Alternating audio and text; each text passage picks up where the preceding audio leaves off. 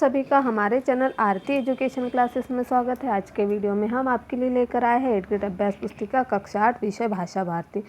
एडगेट अभ्यास पुस्तिका जो कक्षा 8 की विषय भाषा भारती की है, जिसके प्रश्न उत्तर हम यहाँ पर आपको बताएंगे, जिसमें हम लेकर आए हैं पाठ 1 वर्दे।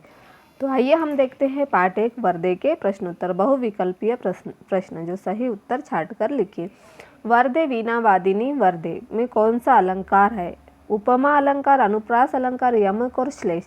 तो वर्दे वीणा वादिनी वर्दे में अनुप्रास अलंकार है। फिर हमारा अमृत शब्द का पर्यायवाची कौन सा है? अमृत शब्द का पर्यायवाची गरल, अमर, अमीय और गहन। तो इसका सही उत्तर है अमीय। अमृत शब्द का पर्यायवाची अमीय। फिर अगला है प्रश्न नंबर 3। वीणा वादिनी किसे कहते? वीणा वादिनी लक्ष्मी जी को, दुर्गा जी को, पार्वती जी को और सरस्वती जी को। तो वीणा वादिनी लक्ष्मी जी को कहते हैं। फिर हमारा अगला प्रश्न है प्रश्न नंबर 4। कवि किसे जगमग करने को कह रहा है? तो स्वर्ग को, संसार को, घर को और विद्यालय को। कवि संसार को जगमग करने को कह रहा है। हमारा अगला प्रश्न है प्रश्न नंबर 5। कवि स्वतंत्रता का मंत्र कहाँ भरने की बात कह रहा है? कवि स्वतंत्रता का मंत्र भारत में भरने की बात कह रहा है। कहाँ भरने की बात कह रहा है? कवि स्वतंत्रता की बात भारत में भरने को कह रहा है।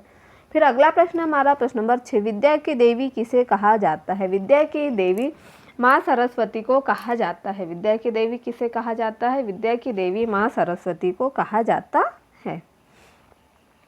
नवनभ से कवि का क्या आशय? नवनभ से कवि का आशय नए भारतवर्ष का निर्माण करने से है। जो नवनभ है, नवनभ से कवि का आशय नए भारतवर्ष का निर्माण करने से है। फिर वर्दे कविता में वीणा वादिनी किसे कहा गया है? वर्दे कविता में वीणा वादिनी माता सरस्वती को कहा गया है। प्रश्न नंबर 9 है। निम्नलिखित पंक्तियों का भाव स्पष्ट कीजिए। काट अंध उर के बंधन स्तर, बहा जननी ज्योतिर्मय निर्झर, कलुष भेद तमहर, प्रकाश भर जगमग जगमग कर दे। हे माँ, मनुष्य मात्र के हृदय में जो अज्ञान के भिन्न भिन्न स्तरों के बंधन है उन्हें काट दे और हर प्रकार के अज्ञान से मुक्त कर दे। उनके हृदय में ज्ञान का ज्योति रूपी झरना बहा दे। मन के विकारों को दूर कर दे, अज्ञान के अंधकार को मिटा दे, ज्ञान का प्रकाश भर दे, संपूर्ण संसार को जगमगा दे। इस तरह से हमें प्रश्न नंबर 9 का उत्तर जो है वह हमने यहाँ लिखा है। अब हम देखते हैं प्रश्न नंबर 10। नवजात शिशु के चरण कमल के समान सुंदर है। वाक्य में उपमेय, उपमान, साधारण धर्म एवं वाचक शब्द छाट कर लिखिए। उपमेय नवजात शिशु, उपमान चरण कमल, साधारण धर्म के समान और वाचक शब्द है सुंदर। तो इस तरह से हमने इनके चारों शब्दों को हैं छाट कर लिख दिया। फिर अगला प्रश्न हमारा प्रश्न नंबर 11। आकाश के 3 पर्यायवाची शब्द लिखकर उन्हें वाक्य में प्रयोग कीजिए। आकाश, नभ, गगन, आसमान। नभ, नभ में लाली लाली छाई है।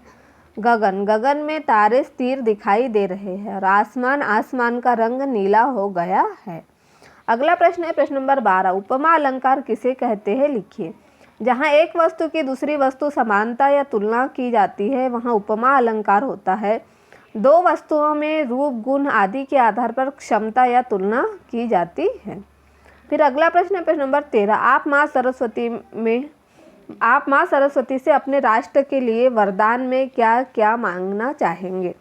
कवि माँ सरस्वती से यह वरदान चाह रही है कि वह इस भारत भूमि को अत्यंत प्रिय, स्वतंत्र स्वर से और अमृत मंत्र से पूरी कर दे, जिससे एक नए भारत का निर्माण हो, भारत दासता के बंधनों से मुक्त हो, संपूर्ण भारत भूमि पर ज्ञान का प्रकाश फैले तथा लोगों में व्याप्त वैचारिक भेदभाव की संकीर्णता दूर हो, अज्ञान रूपी अंधकार का विनाश हो तथा उन्मुक्त आकाश हो, जिससे यहाँ के लोग निर्विघ्न रूप से अपने विकास पथ पर अग्रसर हो सके।